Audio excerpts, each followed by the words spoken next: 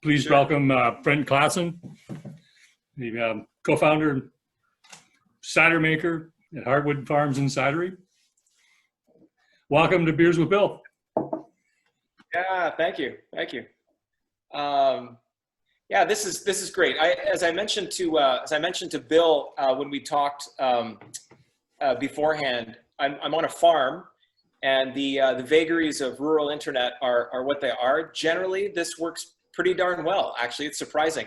But every now and then things go awry. So if I start cutting out or anything like that, raise your hand or let me know. So I picked, and I'm not sure how many of you have had a chance to stock up on the ciders that I suggested we would look at tonight. But I picked three for a very specific reason.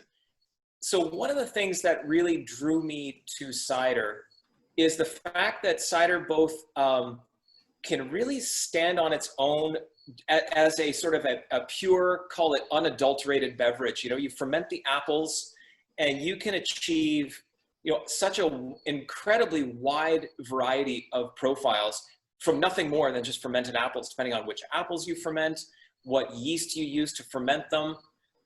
So cider kind of, you know, by itself is a really beautiful drink.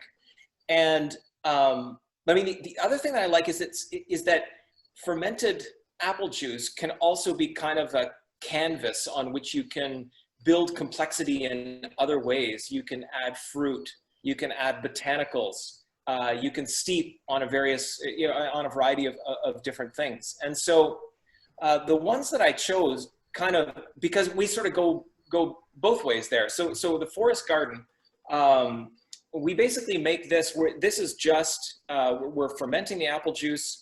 We use 5 different Ontario apples. We have quite a specific recipe that we look for. But really, the only thing we do to this is we back sweeten it ever so slightly with maple syrup, not because we're actually looking for a maple kind of profile, but more because it just happens to be the natural sweetener that we have in abundance, because it's one of the other things we do on the farm. So this is really kind of, I sort of describe it as our most straightforward kind of, you know, uncomplicated cider. But then kind of from there, we kind of launch into a bunch of different things. So I chose hoppity. This cider is dry hopped with a couple of different hops, Birtwell and Hollertauer. And they're both kind of low alpha acid hops, you know, for the beer aficionados there. So it's not going to deliver the punch of an IPA, but it is going to give a kind of a citrus sort of bitterness on the finish. Sometimes people describe it as being a little bit grassy. And so I just find the complement of the slight bitterness, citrusy bitterness from the hops and the apple cider to be just a really, really nice pairing. So that's one that kind of comes from the other side, from the sort of, you know, introducing a plant, right? I.e. the hops, which is a flower. But then there are other things we do, like in the case of the Blueberry's Brother, which is the other one. And so this is made with blueberries. So we put a ton of blueberries. We just dump them into the tank.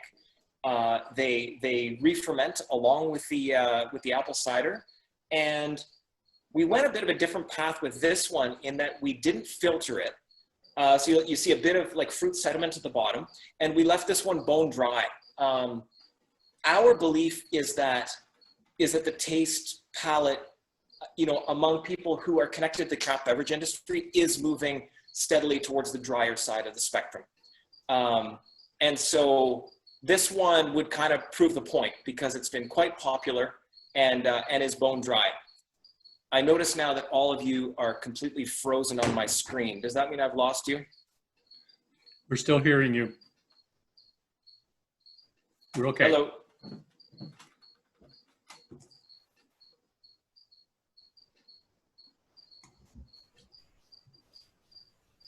We can hear you. I'm not sure if you can hear us.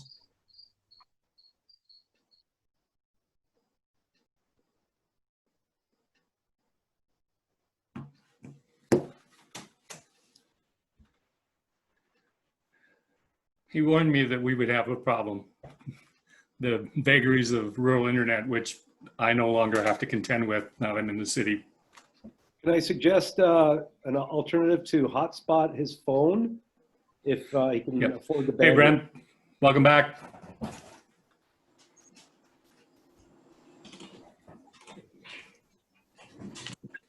Sorry about that. You were fine, even though we were frozen. You came through completely, no problem. It's funny, this happened to me yesterday, and I rejoined, and it was fine from then on. So shall we Okay. cross our fingers and forge ahead? So where did I lose you? Did you get the Blue Bear's brother description? Yes. Yeah.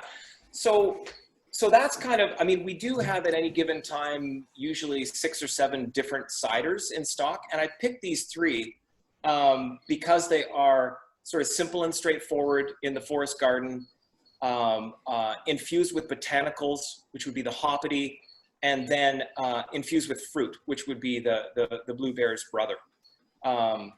So I'm happy to, I mean, I would suggest if you have all 3 of those, I'm going to, I think I can't get through 1.5 liters of cider in a sitting myself. So I think I'm going to pop the lid off a hoppity, but I'm happy for you folks to go in whatever order makes sense, and we can talk about them. How's that sound? That sounds great. Okay.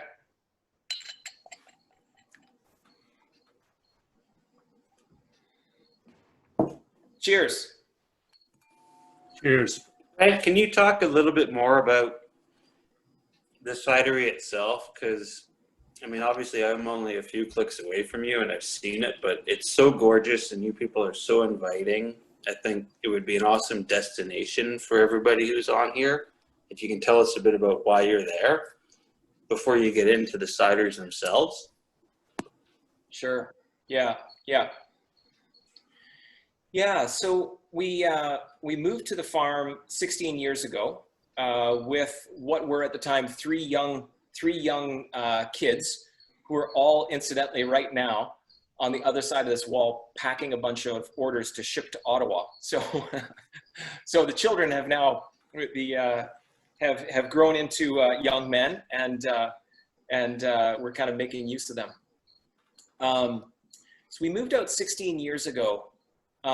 Not with any intent to do a cidery or even to plant an orchard.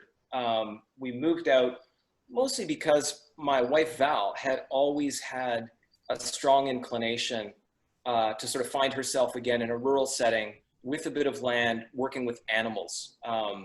So for her, animals were always the draw to this kind of a thing. And so it so happened that there was a spot in our lives 16 years ago where we were flexible enough to be able to pick up and move.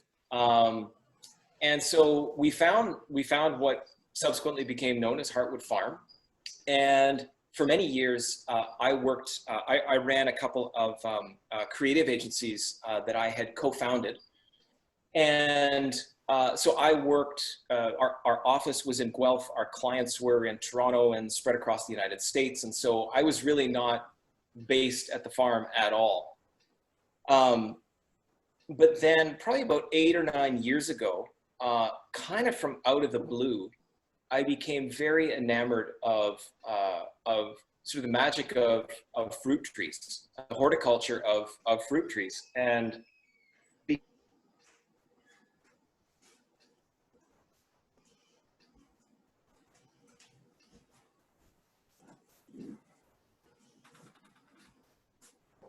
became a bit of an obsession.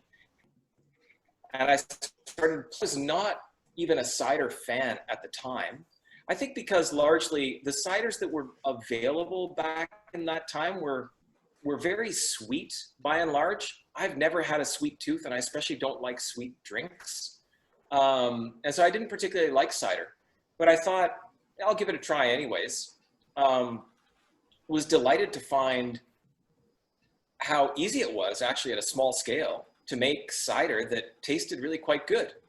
And so when another kind of fork in the road arrived, probably about 4 years ago, I thought, all right, I wonder what it'd be like to do this commercially. And that's kind of how we got to where we're at. So we are just into year 4 of doing commercial cider, and yeah, having a great time. And the question was about Hearthwood as a destination. You know, while the cider is kind of the main thing that we do economically, and might be what we're best known for, you know, we really see this as being a place-based enterprise. So, you know, which is to say that what we really want to do is bring people to the farm and share the kinds of connections between land and people and animals and products, you know, food and drink, and to be able to kind of, you know, share the experience of the connection of all those things with folks. And so at this point, part of our business is about creating, you know, farm products. So cider, maple syrup, honey, grass-fed beef. And the other part of the business is about facilitating experiences. And so it's workshops, it's tours, it's retreats, that sort of thing. And we see these two sides of the business really being in a very deep relationship with each other. So yeah, so I hope that answers the question. Yeah, so I would encourage, if anybody's keen to check out the farm, please look us up and stop by. Yeah, I'm almost tempted to go, hey, Brent, are you around Sunday? I'm going to come by and visit. I think I am. Yeah. I'll message you later on in the week if I know what I'm doing. So for those of you who may not have spent time on the website, Hearthwood Farm is in the business of transformation, which is a great description of everything they're doing. And Keith kind of threw him because he took him off the path of the questions that I was going to ask. So we're going to get back on that if that's okay, Brent. Yeah. So we're going to skip the first two because you pretty well answered them for me. I had to talk about watching the video of Val cutting the hay, because that brought back so much memories for me. Because the Grandpa Masters, who lived next door to me when I grew up on the dairy farm, was up at the crack of dawn at the same time I was going down to milk cows, and to look after his horse, harness his horse, take it out, and work the fields. And I had an opportunity to actually learn how to use a single horse, not a team of horses, to cut a field of hay using that same equipment. But he also was going to bed. Well, literally, I would go down to the barn at 10 o'clock in the evening to feed the cows, and then I would look over, and there would be the kerosene lantern in the barn, and he was down looking after his horse before he went to bed that night. There's a lot of romance around the idea of the simplistic nature of farm life, and I'm wondering what your take on that is. Yeah. So there's I think there's a couple of entry points to that question. First of all, as far as the video of Val cutting the hay with horses, you know, I think a lot of what we're trying to do on the farm, so we describe Hearthwood Farm as a regenerative farm, and regenerative is one of those kind of, it's kind of one of those tags, and I think Bill, we want to maybe dive into this a little bit more later on. So I'll wait till then to sort of do the deep dive on that. Okay. But essentially, what we're about is rejuvenating the landscape, regenerating the landscape, not just sustaining what we have, because unfortunately, conventional agricultural practice leaves the landscape in a state of fairly rapid decline, right? So we don't want to sustain that. We actually want to turn things around. You know, and it turns out that the wisdom behind doing that is not something that we need to invent, because our ancestors knew a lot of this stuff, you know, as you're saying, Bill, right? I mean, people knew, they understood the rhythms of the seasons. They understood how to work with animals, not just to milk them, but how to use draft animals to do, you know, hard work. And so, you know, one of the things that has been really inspiring for Val, and in particular having Mennonite background, was sort of exploring what it would be like to work with draft animals.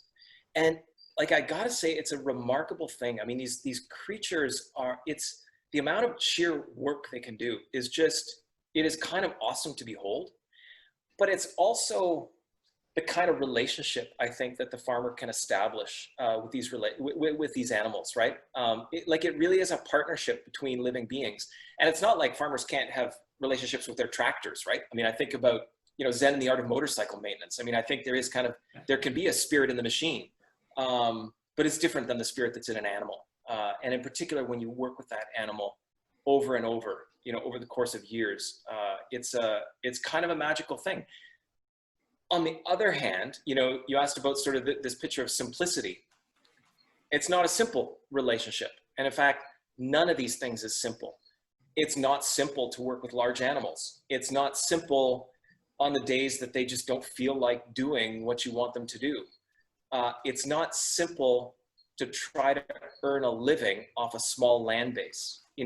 Like, none of these things are simple. And so I think sometimes, there's kind of a veneer of the simple life, which presents itself on first observation. But when you kind of dig into that life, you realize it's actually pretty damn complicated. And it's fraught with struggles and challenges to be solved. But at the same time, it can be a beautiful life. So I don't know. I mean, that's kind of my reflection on working with large animals and the notion of the simplicity of the so-called simplicity of the kind of the rural country life. Yeah. Are other folks? I'm curious. Is anybody else here on the call on a farm? Is this kind of familiar? Okay. No. Okay. Calling farm? Okay. I work at the Ministry of Agriculture, actually. So I'm an agriculture nerd, environmental policy, but Right. I'd love to hear more about the regenerative farm, but I'm not a farmer. We're going to get there. Okay. Okay. How are people enjoying their ciders, by the way? Yeah, good. Okay. Awesome. So being a farmer is a 24/7 job. There's never a moment. I was wondering if you could describe just a typical day for us. Yeah. Well, I mean, a typical day, we do have, there's an awful lot that goes on that really is kind of unrelated to the cider itself. We have a small herd of grass-fed beef, and there's always one or two cows that are lactating, and so Val will milk those on a daily basis. So she'll go out old school with her milk bucket and her little stool, and haul up at the cow's udder and milk away. I mean, as some of you may know, so raw milk, fresh milk, while it is highly sought after in some quarters, is not actually legal for sale, right? So this is just something that we do, just for our own family's use. But that is something, like, I gotta say that of all the rhythms of the day, I think she would probably tell you that that's the one that anchors her the most, right? Like, it's a very soulful activity. And then because we're doing regenerative farming, so one of the principles of regenerative farming is that you're always moving livestock across a grassland, right? So the idea is to mimic the age-old patterns of how large mammals would have moved across grassland savannas, right? Which is what most of our country would have been, eons ago. And so what regenerative farmers often practice is something called managed grazing, where you're moving that herd through a grassland very rapidly. And the idea is that, as they are eating the grass, that actually stimulates root growth. So we have deeper penetration of the roots into the soil, which promotes water infiltration and promotes nutrient nutrient sequestering so that we get less runoff and less erosion. And of course, out the back end, the livestock are fertilizing as they move across the grassland. And what she'll do then is oftentimes twice in a day, we'll move the herd from one section of grazing to the next section of grazing, looking for them to have eaten it down just enough to stimulate root growth, but not so far that the grass is going to struggle. So it's a thing that requires, again, a fairly intense calibration of the farmer's attention to the land and to looking at the grasses and understanding, what is the right amount of disturbance for those grasses. So that's one of the things that's happening. We also have a small herd of pigs. We breed kuni pigs. So they are sort of native to New Zealand. It's a smaller pig and not often a meat pig in our settings. Often these are pigs that are sought after for orchards. They're great sort of cleaner uppers. So if you have an orchard or if you have, sort of a land base and you want the cleanup of food scraps and that sort of thing, this is a great pig that to help with that. And so we actually raise these as breeding stock and for sale to other farmers like ours, like us, who want to have that kind of animal presence on their farms. So, and we've just had a litter of 8 adorable little piglets. So if you do come out, we'll get a chance to scratch a little piglet's belly. Yeah, so I mean, those are some of the primary daily routines. Then there are all the kind of the seasonal routines related to the orchard. And that is, it's a lot of it is kind of managing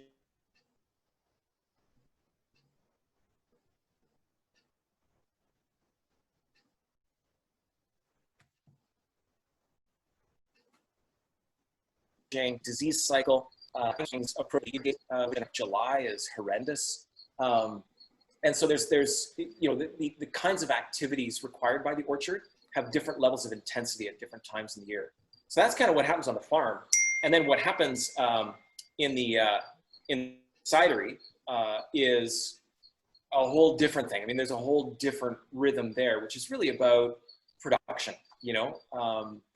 taking the cider from, our bulk tanks, moving it through, carbonating it, blending it, testing it, bottling it, selling it, doing, ungodly amounts of compliance work for the various levels of government. Sorry to our friend from the ministry. Yeah, so I mean, there's all that, and there's just all the stuff that goes along with running a business. So that's kind of a day in the life. Got a couple of questions off from people in the chat that we should cover off. Yeah. Graham's curious, is the cider market growing or is it steady right now? Yeah, that's a good question. We are members. I just read the comment about the crickets. Yeah. Sometimes when I do tours, I just open up this garage door you see in the background there, and to show people the cider house. And invariably, a cricket or two comes in and takes up residence behind the water heater. So, yeah. Yes. So what we learned at our last Ontario Craft Cider Association meeting is that cider as a category is actually in a kind of holding or is in slight decline. But the thing that you have to know about that statistic is that cider as a category, judged by the LCBO, includes everything from these Hearthwood ciders to Somersby, right? Which is not even really a cider. Like, it's not made from fermented fruit. It's sort of a ready to drink alcoholic beverage. But that's kind of how the category is conceived. When they do sub-analysis on cider that is sold direct, so people like us and Spirit Tree and Pommies and Revel and some of the other cideries that you might think about in this area, those markets are, seem to be either steady or on a slight increase. So I think there's reason for optimism for us. Okay. It's a couple questions from two different people about the grazing thing. So Sean was curious as to how many grazing fields does your cattle herd cycle through? And Derek's a little more interested in how you manage that. Are you moving fences? Are you using water or food stations to move them? And then Graham would like to know, and that'll allow us to continue into the difference between regenerative and biodynamic. He wants to know if you're moving towards certification as organic. Okay. Okay, those are all good questions. So the first one I think was about how many pastures and how we move the animals through. Yeah. So let me start there. I didn't realize there'd be so many questions about farming. This is great. Several years ago, we implemented a design system on our main pasture. So our main pasture is about, it's probably about 17 acres. And then we have a secondary pasture, which is another 5 or 6, I would say. So a few years ago, we implemented a design system that's called keyline. And the keyline system is, most farms manage their land, based on the grid structure that, some, municipal or whatever, like a person would have determined hundreds of years ago, right? When the land was first settled, and they would have sort of drawn a grid-like structure, and that was because it was the easiest thing to do. And that tends to be how we manage our land. And when you step back and think about it, it doesn't really make much sense, right? I mean, the land has contour, it has personality, right? So what keyline is a way of sort of defining contour lines across the landscape. And so we did that. Val and I, we got a transit. We mapped contour lines across and we have, I'll try to describe this, but if you ever come out, I can show you. We have, the main part of our pasture is kind of shaped like a bit of an amphitheater, like it's a bit of a bowl. And so water used to run from the shoulders and make a beeline straight for the low point, at which it would just run out to the wetland. So what we do in this bowl or this amphitheater is we have these contours and we mark them. And then we hired a guy with a bulldozer to come and just gently plow to dig a swale, and a swale is a bit of a ditch, and deposit the digging on the downhill side, creating a berm, which is a bit of a hill. And so now water, rather than just sort of making a beeline for the sort of the crotch of this land and heading to the ocean as fast as it can, it encounters these physical barriers, which then direct the water back out to the shoulders of the land, which otherwise would be parched. So it's a really interesting strategy that's mostly about water distribution. However, what it also does is it creates these contoured alleyways through the pasture. And those are the ones that we move the cattle through. So we have permanent electric fencing on both sides of the alley. And then what Val does is she'll move the cattle further down that alley and put an electric, like a hot wire, at the tail end of that. And so they'll be in this square where they're munching away. And then she'll come out and again, move the front line forward, and they'll move further down the alley, and she'll move the back line forward to kind of keep them going. And so in this way, we've got kind of this almost labyrinth that they can move through this entire 17-acre pasture. And I think it takes her about, sort of 5-6 weeks to run the herd over the entire pasture. And the idea being that after that 6 weeks, the place that was first grazed is now ready to be regrazed. So you're constantly cycling that. And they're spreading nutrient, which is, their manure, over the top of the land and fertilizing it and building soil health as they do so. So yeah, for people like us, electric fencing is indispensable. I don't know how we would do what we do without electric fencing. We have a perimeter around the entire pasture that's kind of permanent. And then everything else is just movable step-in posts and you've got these white lines that are braided with conductive wire through them, and you just connect them to a hot source, and the fence lights up. And I mean, generally at this point, they don't even shock themselves. They kind of get it, right? They don't challenge that. So it's a really great system. Yeah. So does that answer the question? Yeah, they've done a great job. That's Yeah. Okay. And what was the next one again? So we were going to discuss the difference between regenerative farming and biodynamic and permaculture, which are similar but not the same animal. Right. Well, I mean, I would say they're similar, really, probably only in that they tend to attract people who are thinking about things in a particular way. And I should say right off the top, I'm not an expert in any of these three, but I'll do my best. Permaculture is sort of a system design philosophy. So it's often applied to the layout of agricultural land, but people apply it to all kinds of different things.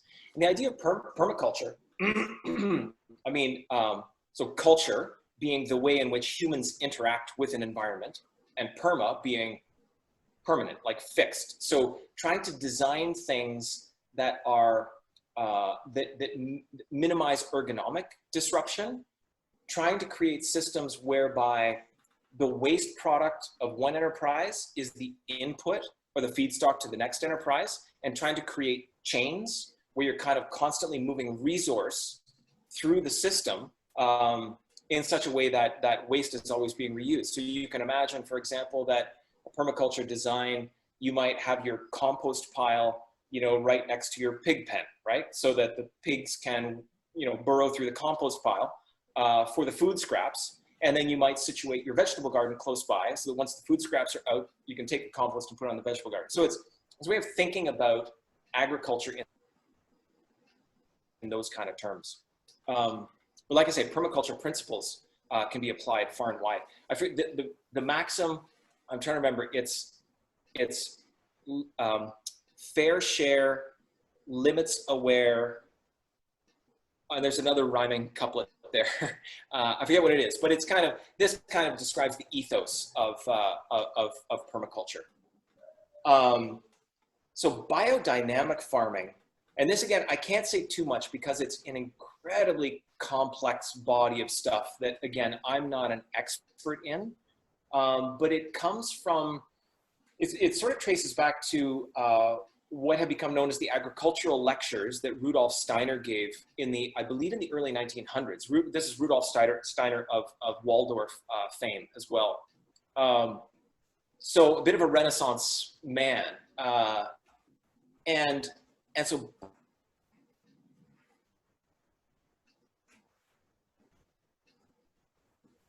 biodynamics, how you orient cultural cycles with celestial cycles, right? So if you've ever seen the Stella Natura, it's a calendar that talks about when to plant, how to irrigate, when to reap and harvest based on lunar cycles and other astrological events as well. I mean, for a lot of people, this is kind of hocus pocus stuff, but people in our industry will often say that, in blind tests, time and time and time again, it's the biodynamic wineries that take all the awards home. And the people who run those wineries, they are absolutely committed to them. So, I know a number of biodynamic farmers, who are, I mean, sometimes, if you talk about them, you think, man, is this stuff from the same planet? And yet, to a person, I mean, they grow beautiful food and they produce beautiful beverages, and they say it's because of biodynamic practices. So who am I to say any different, right? And one of the other interesting things about biodynamics is that there is actually a certifying body. So it is established enough of a practice that there is a certifying body and there's certification that you can apply to. And if you want to call your stuff biodynamic, you abide by those practices.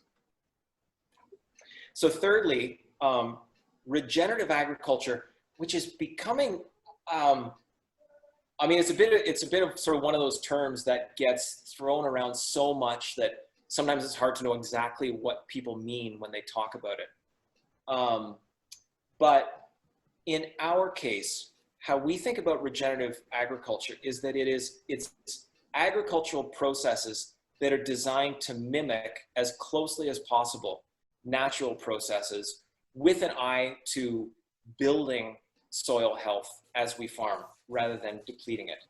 And when I say building soil health, I mean not only increasing the quantity of topsoil. You know, you've probably all heard that, I forget what they say, like 200 years ago, there was something like 7 feet of topsoil in many places in the world. And now much of our prime agricultural land has 4 to 6 inches of topsoil. And sometimes people say that we've only got 60 growing seasons left.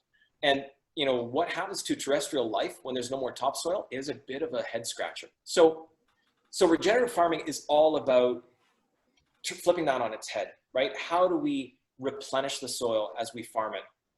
And so the principles that guide that are things like making sure that the soil is never uncovered, right? So after a harvest comes off, you immediately plant, or potentially even plant before you harvest, the cover crop that's going to come up and protect the soil. Some people call that armor on the soil, right? So that the soil is not prone to erosion from rain and wind. It's about biodiversity. So it's slanting away from the kind of monocultures that invariably will require, you know, massive inputs of pesticides and herbicides. So biodiversity is a key component. And so regenerative farmers have really interesting ways of integrating different kinds of agricultural function within the same acre of land. Regenerative agriculture inherently uses livestock, which makes it kind of an interesting conversation piece at a time when we are, in many ways, you know, rightfully concerned about how much meat we eat and how livestock are raised, right? And here we've got this kind of ultra ethical agricultural process, which is all about incorporating livestock, right? And incorporating livestock means there's going to be some harvesting of that livestock as well. So principles like that. There are a couple of others that aren't sort of springing to mind right now, but that's kind of the idea. Thank you, Brent. That's a good explanation of sort of the difference on those three. Graham was curious where you fall on the organic spectrum. Right. Yeah. So where I fall in the organic spectrum, I mean, first of all, I'm 100% supportive of the fact that that organic agriculture exists, that it is certified, and that consumers are informed about whether the food they're eating and the drinks they're eating are organic or not. We haven't been certified largely because we haven't, I mean, before doing cider, there weren't really any of those crops that we did at a sort of at a significant commercial scale that would justify the expense of certification. It is quite, I mean, if you talk to people who are certified, it can be quite onerous to maintain that standard and to, you know, to fulfill all of the obligations related to that. So we haven't been certified, though everything that we produce here on the farm is produced in full accordance with organic standards. So for example, I would never spray anything on any of my apple trees that would not be allowed under organic management practices. But just for the reasons I mentioned, we haven't gone down the path of certification. But I think it's a valuable thing for us to have. Now, the next question is going to be, are our ciders organic? And they are not, and I would love them to be at some point. The challenge for us right now is that when I think about all of the feedstocks for our ciders, which is it's apples, it's blueberries, it's hops, it's currants, it's cayenne peppers, it's honey, and we, you know, we can't produce all of those feedstocks at scale ourselves. And so we do rely on, a network of other growers to supply some of that stuff. And they are not entirely organic. So some of our ingredients are, some aren't. That does leave us with a product that's not strictly speaking organic. One of the other challenges for us being in the cider industry is that there are people that grow organic apples. There are not very many of them, but there are people that do that. And for them to sell organic juice to me at wholesale rates that I could still actually ferment it and make money off it would be almost impossible, because that juice and that fruit has so much higher value as fresh juice than as fruit. So I'm regularly challenged by this because I realize that it feels like it's one of these things that doesn't quite fit the ethic of our farm, and I would like to remedy that over time. But yeah, at this point, it's not organic. Just a couple of points, people. Terry and Emma put up the Google site for the Google Maps for Brent's farm, if you want to take a look at it. And Derek had a couple of questions. Wanted to know if birds followed the cattle and if there was any interest in that. Yes. So we generally is about 50 or 75 broilers. So this is meat chickens, and they go in the classic chicken tractor, and that will follow the livestock, or we'll run them through the orchard, because chicken shit is great fertilizer. So yes, the idea of having birds that come up, behind and I mean the principle is they peck away at the manure, and they have the effect of actually spreading it, beyond the patties that are left there. Kind of gross, but kind of works. And then I see this other one too, from Derek, to the cider. Is there a larger role the apple trees play in the farm system? Yes. Well, I mean, I guess the role they play is that they kind of are the magic, I mean, I guess I can sort of, wax a little bit poetic here when I think about, early on when Bill introduced me, he talked about Hearthwood being in the transformation business. And what we mean when we say that is that, like, we live our lives as witnesses to all kinds of different transformations. And I mean, one of the ones that is just so spectacular is, the connection between sun and soil and tree and branch and bud and flower and fruit and juice to cider in the glass, to the connection between friends who are celebrating or mourning or doing whatever they're doing. And,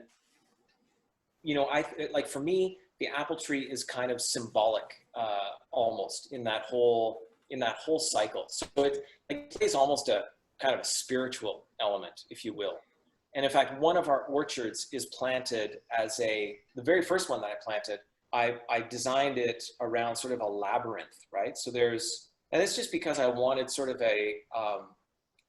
unlike these kind of really high density, you see these sort of high density trellised orchards, there's just like a grid as far as the eye can see, right? In a way, it's kind of just another monoculture. And I love the idea of an orchard you could get lost in. And so the first planting has this labyrinth, and the idea is it's a contemplative feature that you can walk, and as you do, you see all this fruit. I mean, in the growing season, there's almost always something ripening, and it's beautiful. So, what other role do apple trees play? I mean, they're beautiful and they're magical. I don't know if that's a good answer to the question, but that's kind of what they do. That's a perfect answer, Brent. Absolutely love it. Graham's got a bunch of things we want to get back to. I'm going to skip that because Terry and Emma asked, what's the shelf life of bottled cider? Sort of, is it like beer or is it better fresh? Mm, So, so cider does, it ages somewhat. It doesn't age like wine. I mean, I wouldn't recommend putting it in your cellar for the next couple of years. But but yeah, I mean, every time we bottle a batch, we take a bottle and we put it in our little gallery. We sort of code the batch number and put it in the gallery. And then every now and then we go back to old bottles and we crack them just to see what happened, right? And by the time we do that, we're pretty sure that every bottle of that batch has long ago been consumed and is now in the waterways of the world. But we're still kind of curious. And, you know, certainly when we go back a year, the cider still tastes fine. We haven't really seen things go off in that kind of time frame. And we do, you know, like any other winemaker, we use some modest chemistry to promote stability. The biggest concern with cider is that if you know, if completely untreated, there's nothing really preventing it from turning into vinegar, which is kind of not what we want. So we do use some modest kind of standard winemaking chemistry to sort of promote some shelf stability as well. But the other thing is that we're very, very small batch. You know, we bottle 1,500 bottles at a time, right? So we're not stocking LCBO warehouses with stuff that's going to be there for the next 8 months, right? I mean, I'm pretty sure, you know, when we bottle our stuff, you know, I'm pretty sure that that's going to be completely gone in a month's time. So, yeah. So we haven't tested the limits, I think. That's good. Thank you. You're hosting a Zoom class through the EFAO and Ignatius Farm New Farmer Training Program this fall. And for those of you listening, the link to that will be up on the Kickoff Annex website later tomorrow. But can you tell me more about that? Sure.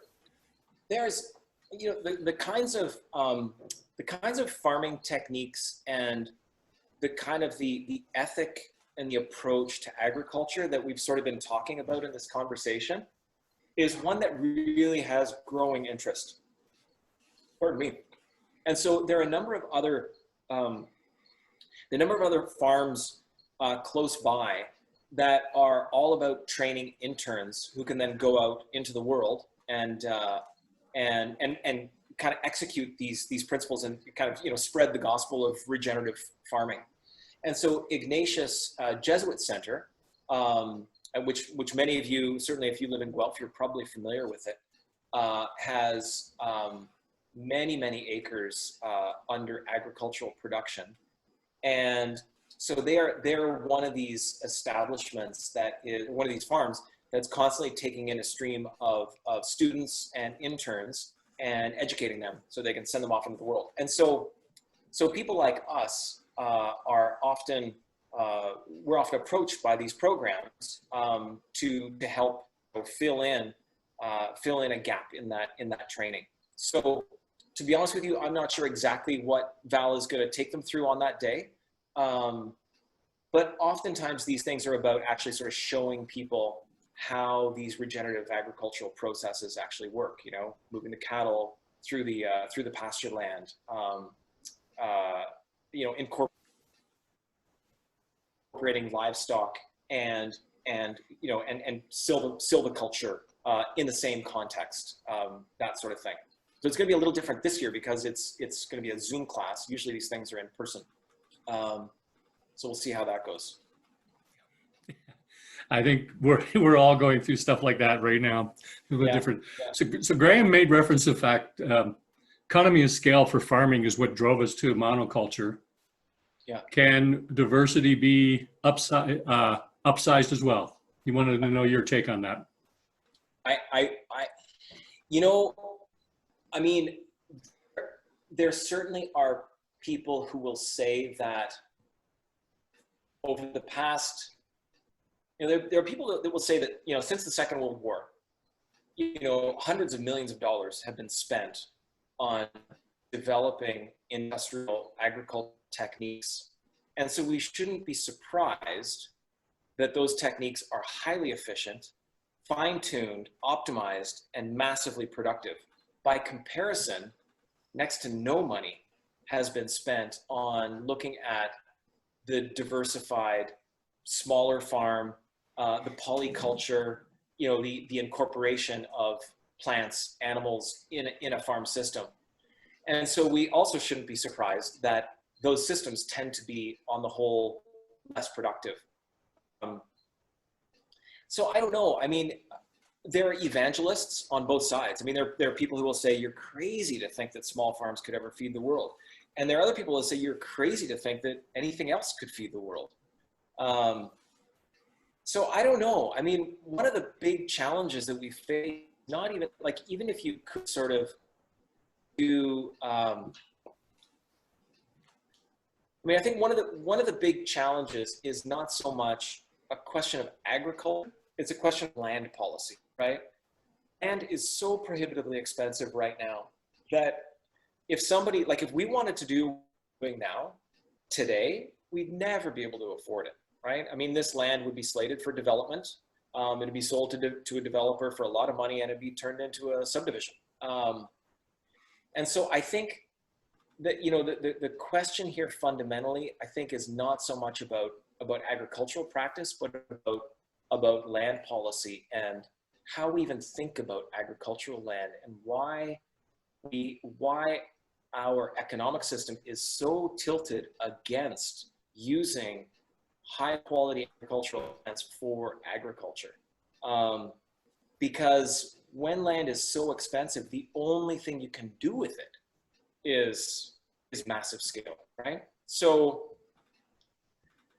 you know, you can do a smackdown, right, of sort of conventional versus diversified. And I guess I'm saying I'm not sure it's a fair contest under the conditions that we've set out for ourselves, right, for economic reasons. So, Okay. Thank you. and I'm happy. I'm also happy to be for somebody to push back on that too.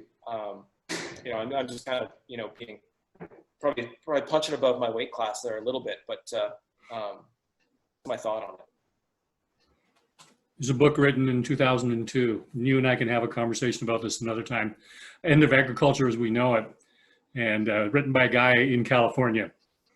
And he has a whole discussion about what needs to happen in North America is a discussion about, do we want to be able to feed ourselves or not? Right. Because if we want to, then we need to change our land use policies. Right. And then Doc Martin, University of Guelph, would turn to you and go, why do I need you when I can buy my food anywhere in the world? Right. Which is also another conversation that we would have to have. Yeah. So I have a couple of other questions for you. Where do you get your inspiration for the small batch experimental ciders that you produce? Mostly we are inspired or at least made curious by things that we grow here. So, you know, for example, we have a cider called Eve Goes Badass. This one is steeped on cayenne pepper and ghost pepper, sweetened with honey, and it's a bit of a crowd favorite in our little small crowd, and that came about simply because one year Val grew a bumper crop of cayenne peppers, and you know, our son Nathan, who would have been wildly underage at the time, said, "Hey, let's chuck some of these in some cider and see what it tastes like." And actually, it tasted sort of awful, but somebody had the inspiration to say, "Well, what if we took some honey?" Because we don't actually keep the bees here on our farm, but there's a woman in Guelph who keeps some bees here, and so we have access to honey. So we tried putting some honey in it, and suddenly we loved it, right? So then the question was, how do we get cayenne peppers at scale, and how do we get honey at scale? So that's an example of how we look around to see what's growing, and we're curious about what it might taste like. And what's fascinating is there's almost never a dead end. Like sometimes you put something in some cider, and like I said, it doesn't taste particularly good, but there's probably something else you can do to it to sort of send it in a good direction. So an experiment is almost never pass fail.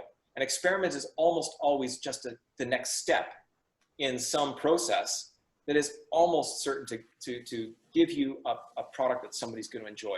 One person said to me once, another cider maker said, you know what, for anything that you make, there's somebody out there that wants to drink it. You just have to find them.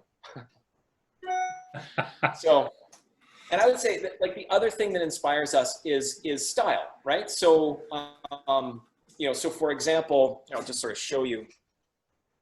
You can see in the background, maybe, a couple of wooden barrels, right? So a few years ago, I think, and there's actually, get a better view over here.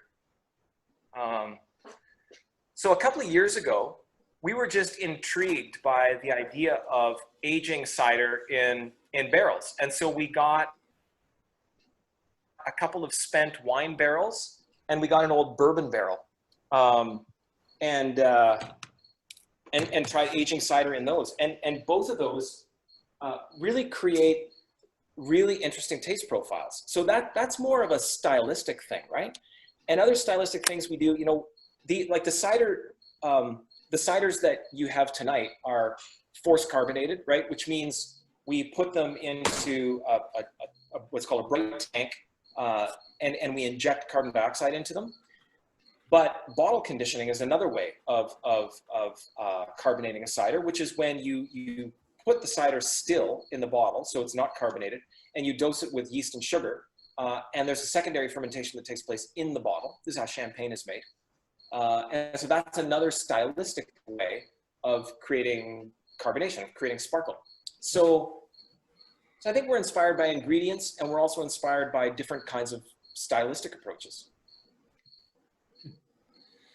How do you stay connected with other craft cideries? Oh, I mean, that's not hard. It's a remarkably collegial industry. You know, when I first started out, I just made myself a fanboy of, you know, everybody who was making cider that I liked. And I just sort of said, can I hang out with you for a day? Can I ask you questions? Would you have lunch with me? You know, and so people were very, very good about sharing knowledge, and it just kind of, it becomes contagious, right? Like when you've been helped like that, you want to return that to other folks. And so I think that kind of creates a real, it's just a real collegial sense among people like me. And it's a really great community. And so it's easy to stay connected. We also, I mean, I guess more technically, the Ontario Craft Cider Association is our, you know, sort of our college, if you will, like our industry association that does some advocacy and support of cidery. So that's another way of kind of creating a community. So apart from what's happening at Hearthwood Farms, what other new and exciting things are happening in the craft cider industry? So I think there are a lot of things that are going on that I think borrow a page from what's going on in craft beer, and other things that borrow a page from what's going on in craft wine, if you will, or sort of natural wine. So a number of cideries, including us, are doing more with spontaneous fermentation. So for anybody that doesn't know, that means rather than using a commercial yeast to ferment, you use the yeast that just naturally appears on the skin of the fruit when it's pressed. And so that allows you to get something that's maybe a little bit more like terroir, because you're getting yeast that was resident on that apple, as opposed to yeast that came from, you know, a lab somewhere in Europe.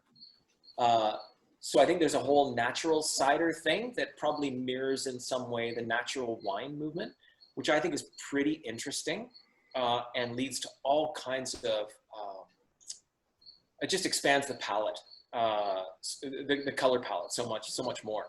And I think consumers increasingly are interested in that kind of variety. I think we're seeing also a lot of things that we're seeing also in the craft beer industry. So we're seeing a lot of sours. We're seeing like Brett fermentations, right? So things which would have been considered to be spoilage organisms are now actually being introduced to cider as a way of creating kind of funkier and more challenging flavors. So I think there's some very conventional stuff happening, but there's also kind of a wild west out there. And I would say our cidery, we aspire not to be Wild West, but we also don't aspire to be conventional. We're not probably the early adopters, but we allow ourselves to be intrigued and made curious by the things that are happening on the forefront. So we do some spontaneous fermentation. We have a number of ciders that, have sediment in the bottle, which increasingly is something that does not bother consumers. So things like that I think are interesting. Yeah. Brent, we are approaching the hour. Do you still have some time? Oh yeah, I'm all yours. Okay, cool. That's I like that. I like the way you describe that. We're not on the leading edge, but we're inspired and look at what other people are doing. So it's been 16 years since you started this journey. 10 years since you planted those first apple trees. 4 years since you started producing cider. If you could go back in time, what advice would you give your younger self? Yeah, I think, it's a very philosophical question, but I think the advice would be just to take the next step. Like none of those transitions